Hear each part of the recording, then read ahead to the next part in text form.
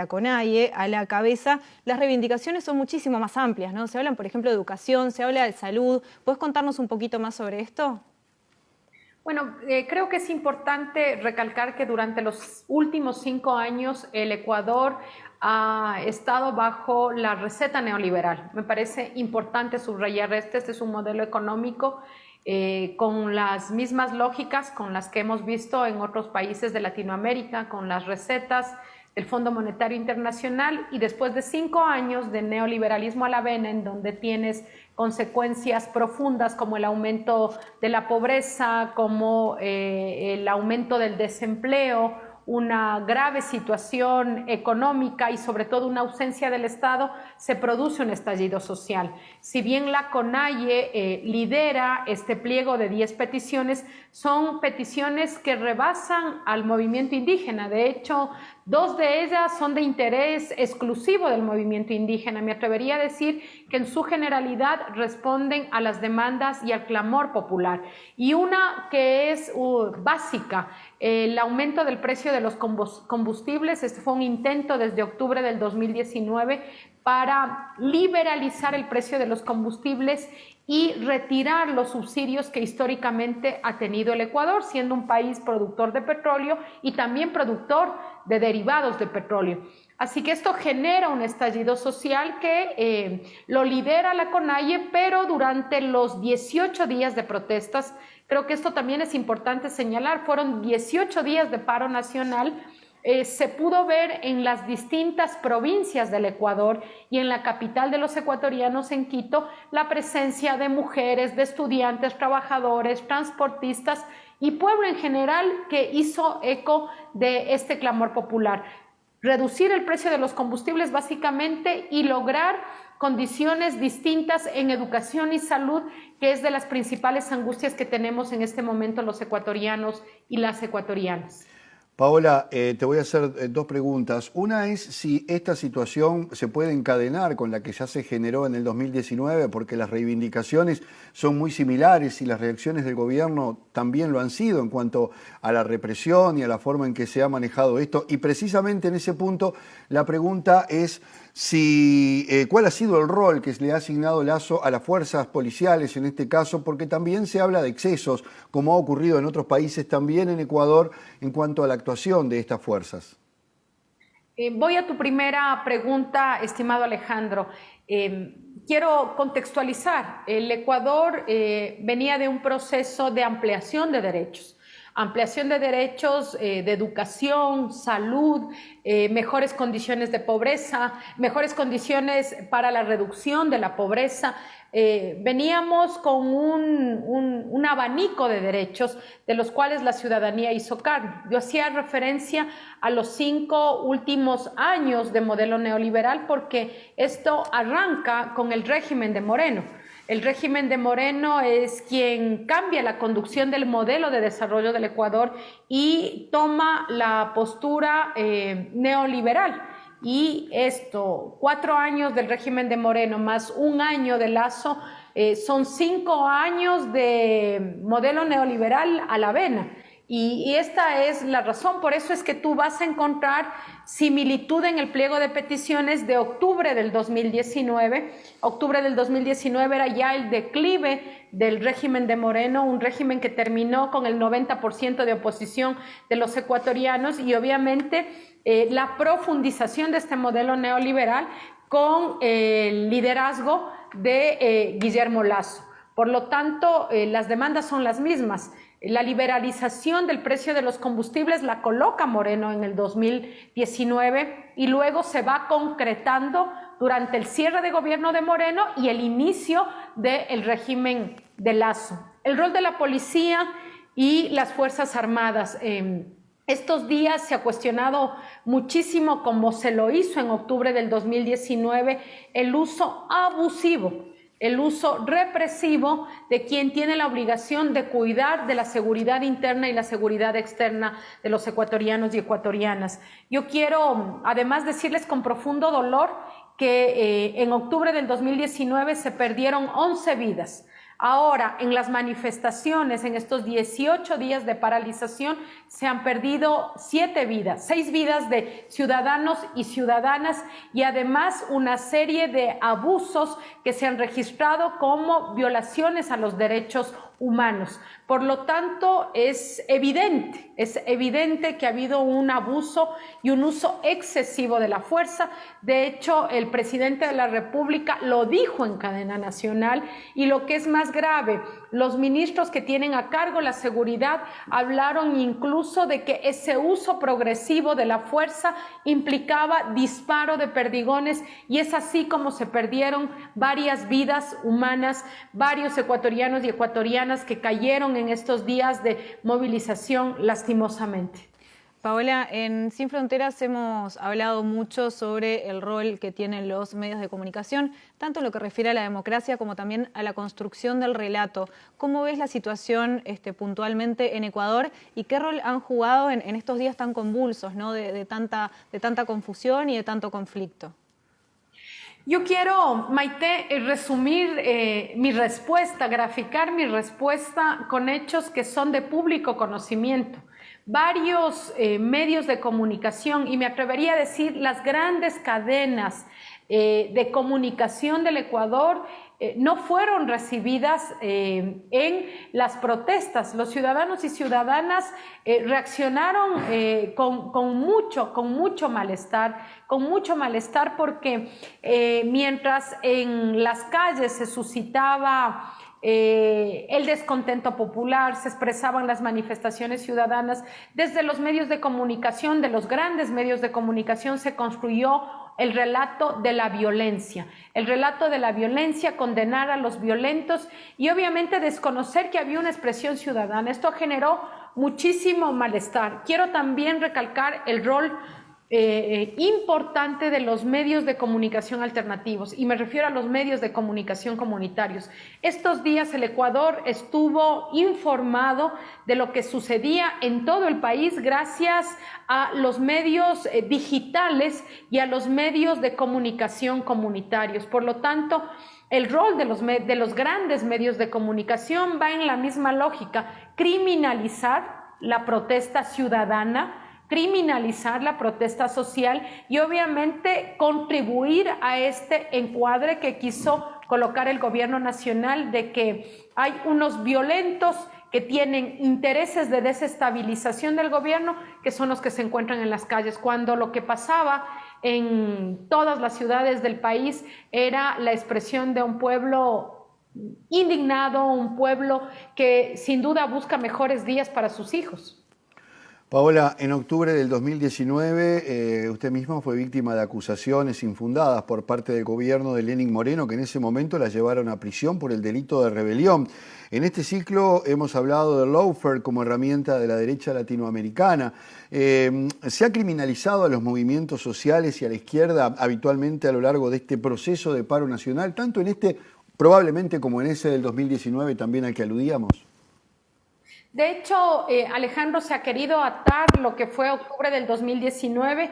En octubre del 2019, el régimen de Moreno, después de culminar los diálogos que culminaron con las protestas, criminalizó básicamente a los dirigentes de la Revolución Ciudadana. Yo creo que ahí el interés era claro: chivos expiatorios que desvíen la atención, pero además mantener su agenda de judicialización de la política con una organización política, que es la organización que lidera Rafael Correa.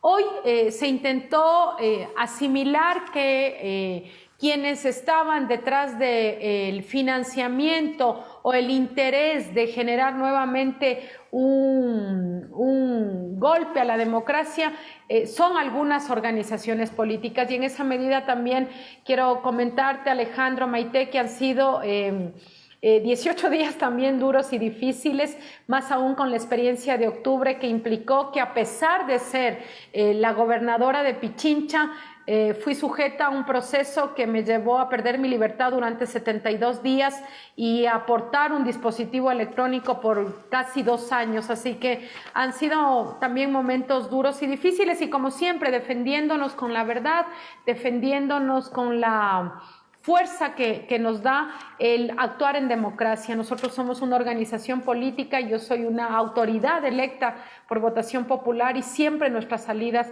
van a ser democráticas y condenar la violencia venga de donde venga.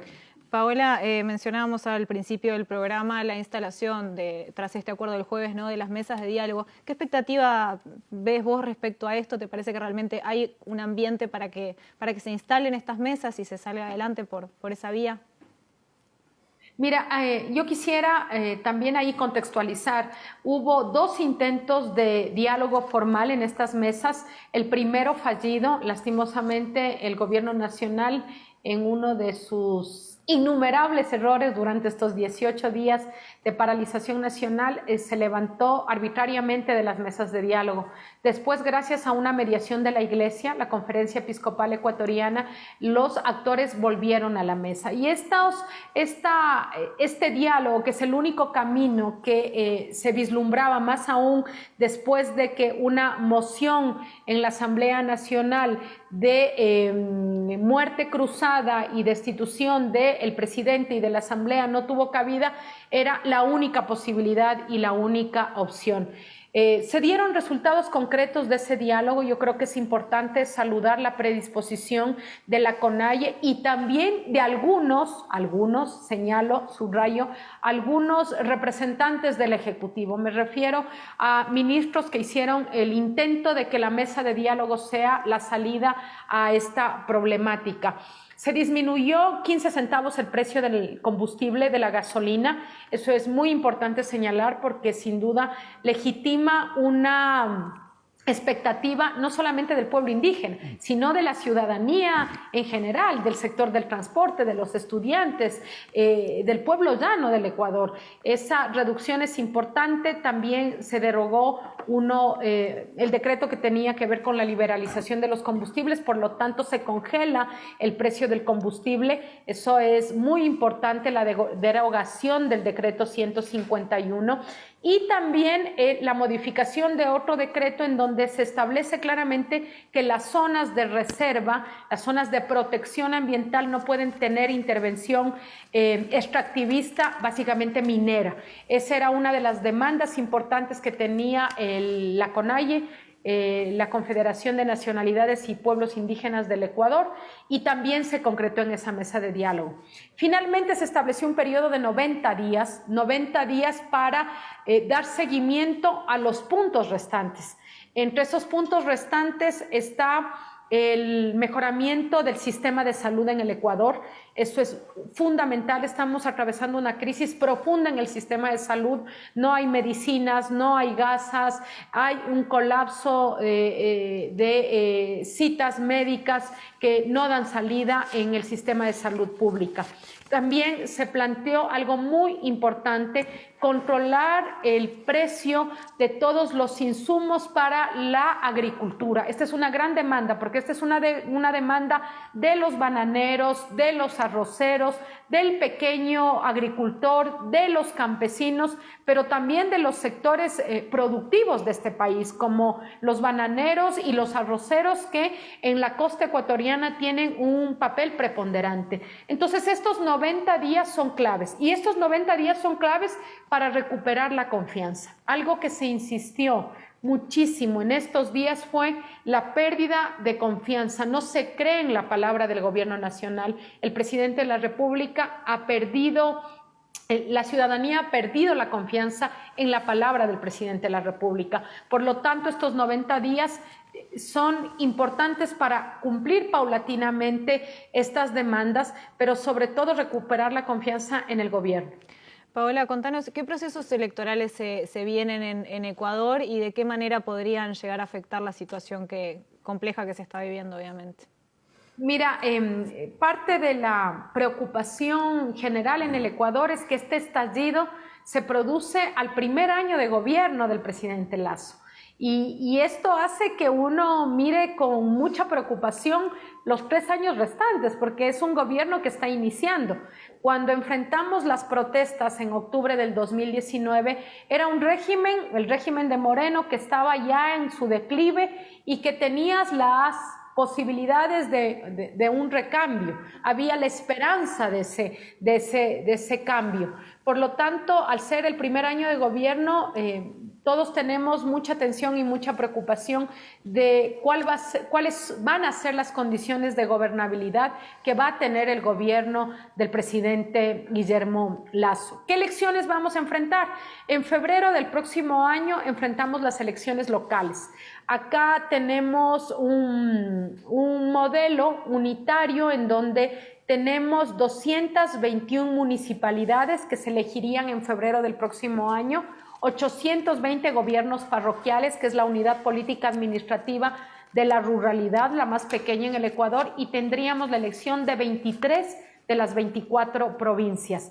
Así que esa elección sería en febrero del próximo año, que es una elección, como tú ves, intermedia de cara a la elección nacional.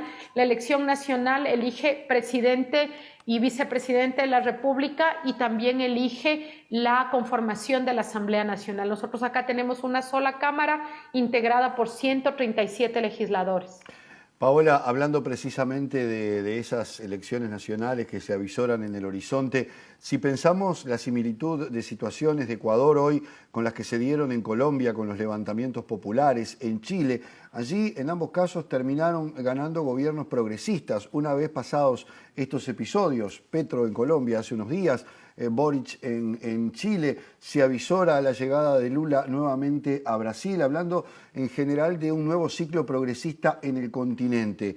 ¿Hay posibilidades de que Ecuador se pueda sumar a ese ciclo en este próximo periodo, más allá, obviamente, de las interrogantes que abre el lapso que existe de aquí a las próximas elecciones?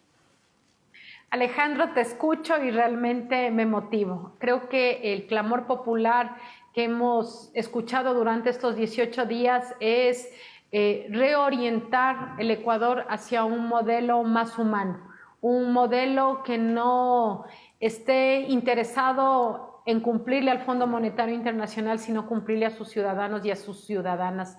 Nosotros veníamos de 10 años del gobierno de Rafael Correa, en donde tenías un Estado muy presente, y estos 5 años, 4 de Moreno y 1 de Lasso, ha retirado el Estado de la presencia cotidiana de los ciudadanos y ciudadanas, y esta ausencia ha hecho que el mercado, en algunos casos, y también para poderes, que nos preocupa muchísimo porque las condiciones de inseguridad en el Ecuador han crecido de manera abismal como nunca antes, obligan a que quienes estamos en la política ecuatoriana, quienes estamos en estos espacios de decisión, sintonicemos con estas necesidades y con este modelo. Y yo aspiro, Alejandro, que la corriente de América Latina sea una corriente que permita también en el Ecuador reorientar ese modelo de gestión y ese modelo de desarrollo.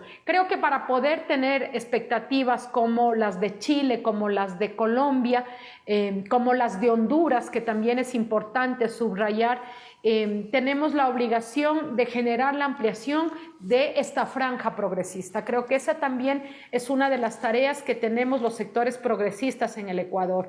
Creo que debemos sumar las distintas causas, las causas de los derechos de las mujeres, las causas de los derechos por la naturaleza y el medio ambiente, precautelar las causas de los estudiantes, de los sectores más empobrecidos y los sectores populares que en estos 18 días de paro vieron en la CONAIE la representación de sus demandas y de sus angustias. Por lo tanto, creo que tenemos condiciones, Alejandro, soy una optimista empedernida, creo que tenemos condiciones necesarias, pero también tenemos que hacer nuestra tarea.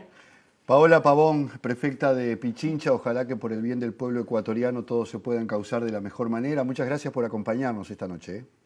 Gracias a ustedes por la invitación y sobre todo por acompañar lo que pasa aquí en Ecuador. Buena tarde. Hasta luego.